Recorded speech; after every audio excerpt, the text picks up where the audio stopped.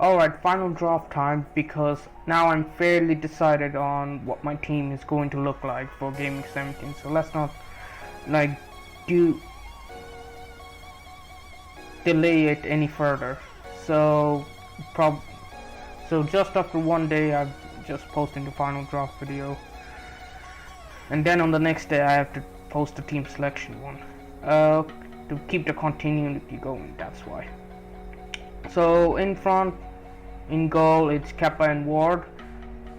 Kepa because I needed the budget elsewhere, and he's a great 4.5 million goalkeeper.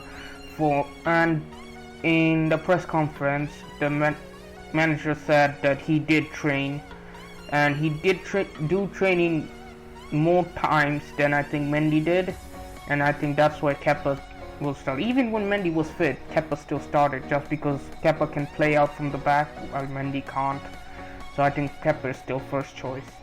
And to pair up with him, it's Ward, just because he's 4 million. I don't need to say much about him. He's 4 million goalkeeper. Bench him and play him whenever the fixture turns better, more than your primary goalkeeper. In the defense, I've got Bueno, James, White, Trippier, and Cancelo this time.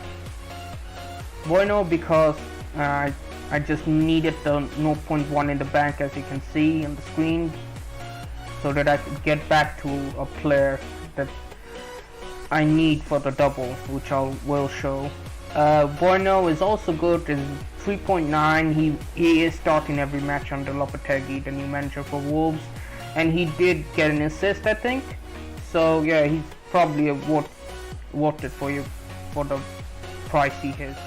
Next to him is Reece James, high potential. He did get 60 minutes in the friendly match as well. He's alright. In the press conference, Potter stated no further injuries for Reece James. He also mentioned he got 60 minutes. That means he will start. It's like he's giving importance to Reece James's minutes as well. And Reece James has also got a double and has good clean sheet potential with the fixtures he has. Next to him is White, because I really want an Arsenal defender, because not only against West Ham it's a good fixture.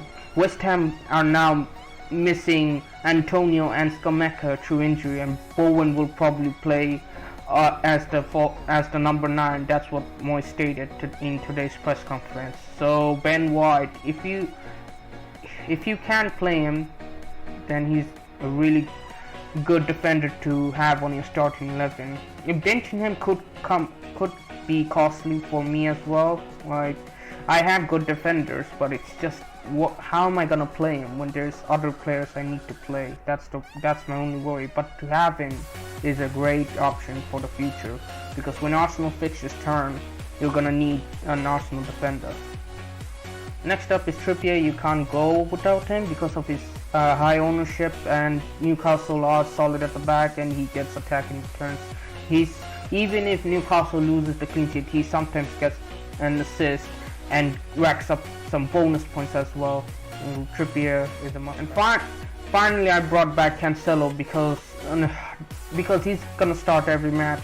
I forgot that Pep stated that Cancelo's regeneration process is way faster, and he's really impressed by that, and that's why he will likely to play every single match. Even if the turnaround is short, he can regenerate quickly.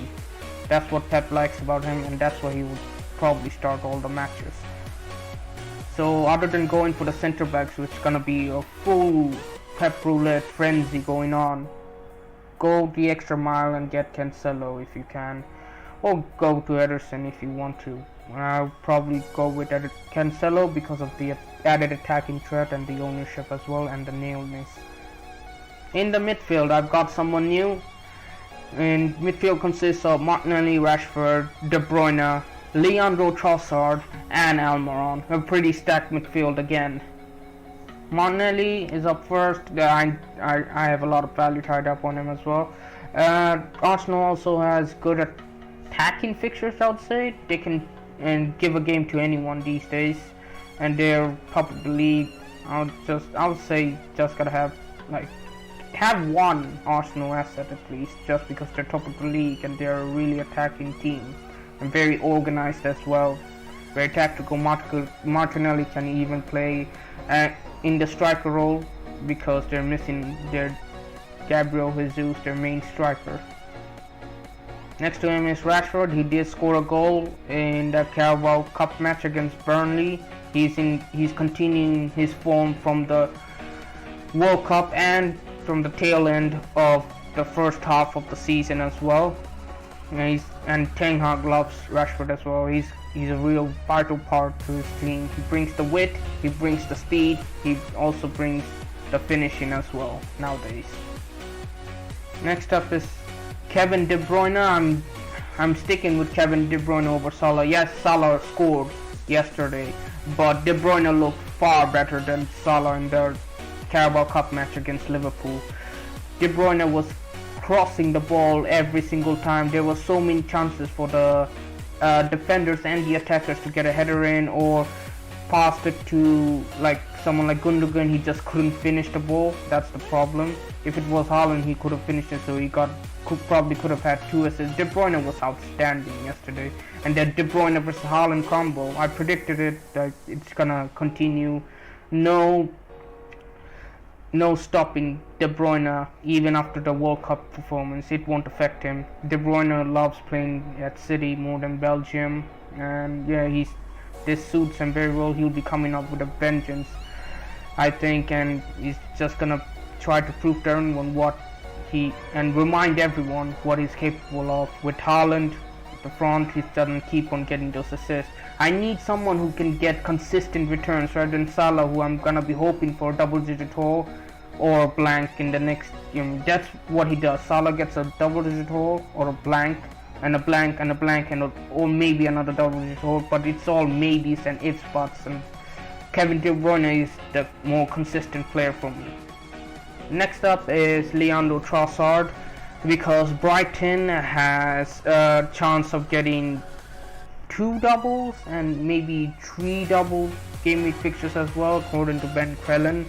I have to look into a further detail, but Brighton are about to have some doubles, surely. That's guaranteed, and also has some good number of fixtures in the meanwhile. Until then, like, Trossard is a really big troll for me. He did troll me. He couldn't score in the easier fixture, and then when I sold him for the harder fixture, he banged in with the double-digit hole suddenly.